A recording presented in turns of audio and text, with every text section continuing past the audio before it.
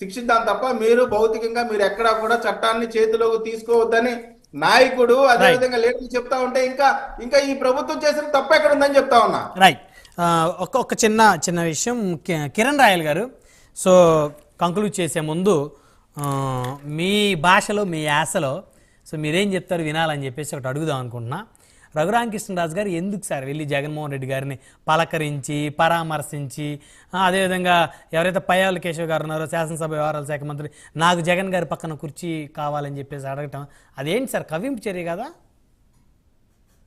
నాకు తెలిసి చెవులోకి వెళ్ళి దోల తీరిందని అడుగుంటాడు.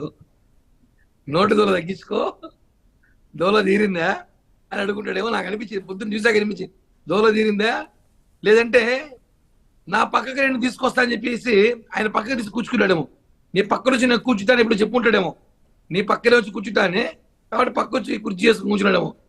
నువ్వు నేను ఇప్పుడు ఇద్దరు ఎమ్మెల్యేలమే, నువ్వు ముఖ్యమంత్రి కాదు మాజీ ముఖ్యమంత్రి, నేను ఎమ్మెల్యే నువ్వు ఎమ్మెల్యే, పక్కనే కూర్చో అని చెప్పుకుంటాడేమో. సార్ నాకు అది రెండే సమాచారాలు ఉంటాయి.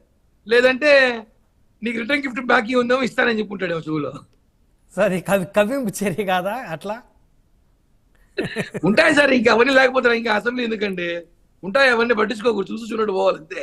సో కాస్త ఆహ్లాదకరమైనటువంటి వాతావరణం కావాలా, ఈ గొడవలు పంచాయతీలే కాకుండా? ఇప్పుడు ఎంత సీరియస్ మూవీస్ అయినా కొంచెం కామెడీ పెట్టాలి కదా, కాకపోతే మూవీ చూడలేము కదా, ఉండాలి అప్పుడప్పుడు, ఉంటేనే కదా రాజకీయాలు.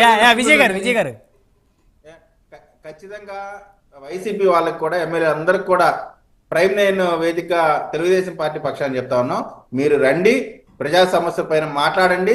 మీరు ప్రవర్తించిన ప్రవర్తన మాత్రం ఈ చంద్రబాబు నాయుడు గారు సభానాయకుడిగా ఉన్న ఈ అసెంబ్లీని గౌరవ సభలాగా మాత్రమే నడుపుతాం తప్ప మీలా